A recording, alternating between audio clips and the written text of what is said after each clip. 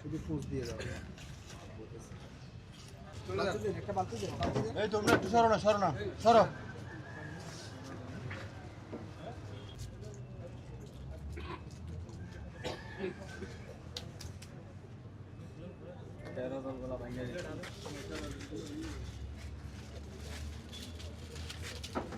আমি আপনাকে স্লিপটা দিতাম না কখন? না না না, স্লিপটা আপনি বলছেন যে কিনেন নাই, আপনি বলেছেন কিনেন নাই, প্রথমেই বলেন নাই যে ফেরত দিয়েছেন, নিয়েছেন, ফেরত দিয়েছেন।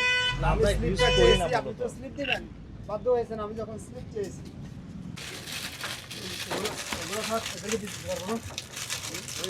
এখানে এসে আমরা এই ওরস বিরিয়ানিতে যেটা দেখলাম যে ওনারা গোলাপ জল, কেওড়া জল এবং কাশ্মীরি মরিচ ওনারা নিয়ে আসছেন।